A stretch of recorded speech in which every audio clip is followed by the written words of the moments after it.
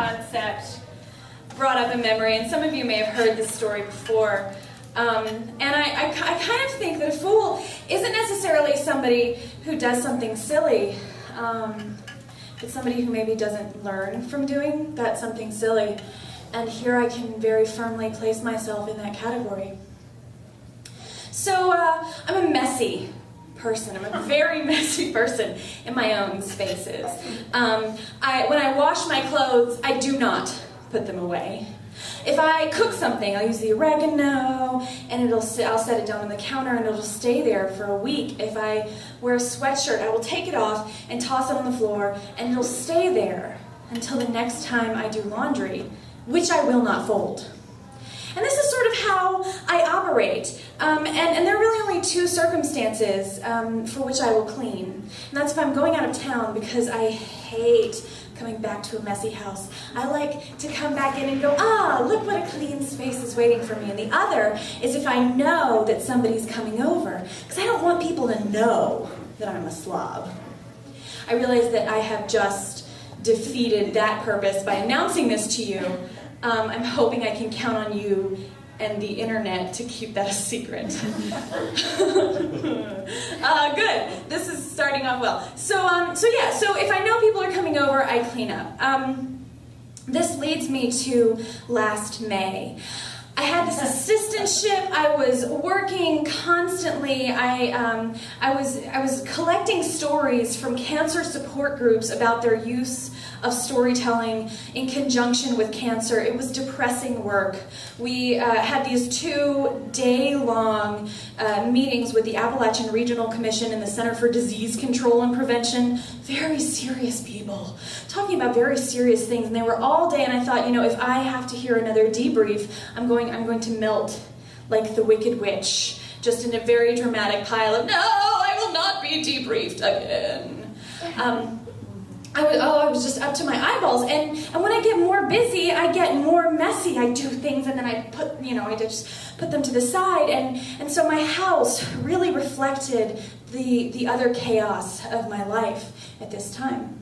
And my plan was that Wednesday I was going to sleep in, clean my house so I could leave that evening to go home to visit my family. I had no other plans. Sleep in, clean the house. It was going to be amazing. So that's what I did.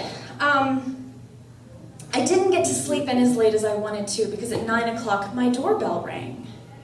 9 o'clock is still sleeping in, but not as late as I wanted.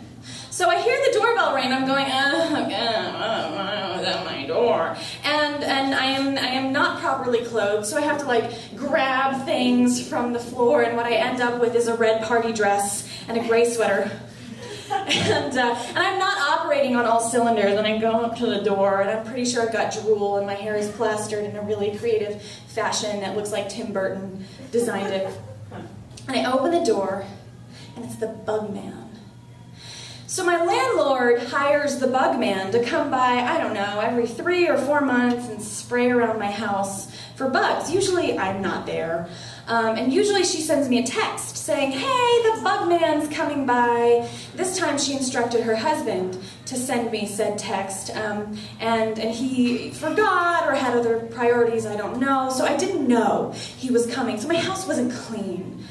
But there he is, this sweet, older Appalachian man. I guess he's in his 60s, and he's got a really thick Appalachian accent. Like he says thar instead of there, and ain'ts instead of ants. But he's very sweet, he's very friendly, and I just kind of bleary-eyed let him into my house. And he is so happy to see me. He's chatting away about all the different exciting places that he's sprayed for bugs. He sprays in my kitchen, he's chatting, he sprays in my living room, he sprays in my bathroom, and then we get to my bedroom. And I sort of, still half asleep, plop down on the bed and look over, and that is when I see it. On my windowsill, between a pile of discarded earrings and a framed picture of my friends Wesley and Carolina, is an item of a most personal nature.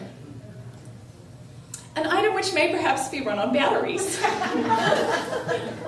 There, in all of its purple plastic splendor, I'm awake now. And I can't stop staring. I think, okay, he's too far away for me to do anything but like leap dramatically onto it and thereby cause far more tension and draw attention to my vibrator standing there on the windowsill. And I can't stop staring. I just think maybe you won't see it. So I'm sitting there with this like deer in the headlights face, just a moment of sheer attractiveness happening right now. And Gary, I learned later his name is Gary, the Bugman, Gary the Bugman, looks over, points to the windowsill, and he says, "You got a problem with ants?" And I realize that he's pointing to the ant traps that my landlord put there on the windowsill 8-9 months ago. I said, no, I have no problem with ants, thank you. No. And he said, well, all right, well, I'm gonna go upstairs. Because my house connects to my landlord's house via the kitchen. You go up a set of stairs. I'm in their basement, kind of, and then he can go spray in there. So he leaves. He goes back to my kitchen to go up to my landlord's house. And I collapse back on the bed thinking, Danielle, okay, clearly there are some things that we need to think about in terms of how we organize our lives and maybe clean up after ourselves and put things away, maybe. But before I have time to really absorb this lesson, he's back. Apparently the door at the top of the stairs was locked. So he just came back down to say hi. And I'm there, laying on the bed, still not having moved my item of a very personal nature from the windowsill. It's still there, still too far away. And he comes back in, and he points at the windowsill again. He says, "Is that your boyfriend?" No, maybe. That's not what that's for. And I'm pretty sure I just made a sound like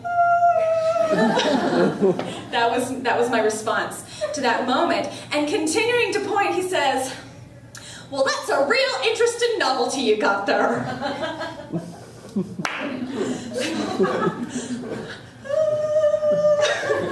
And he proceeds to tell me about his experience with novelties, which is that, well, I went down to spray at Escapades. Now, not Intimate Treasures, but further down on Boone, I went to Escapades.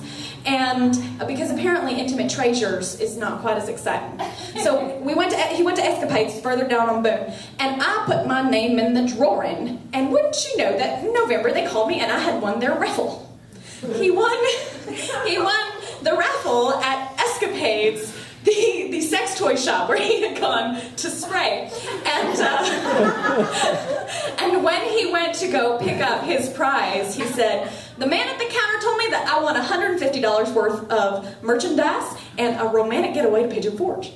He told me if I did not want the romantic getaway to Pigeon Forge, that he would buy it back from me and I could have $500 worth of merchandise. But I don't figure anybody needs that many novelties. Well, you have a good day." And then he left. He left. And what I took from this experience was not what you might think. I did not learn to put things away. I did learn that anybody could secretly be a wild man. Thank you.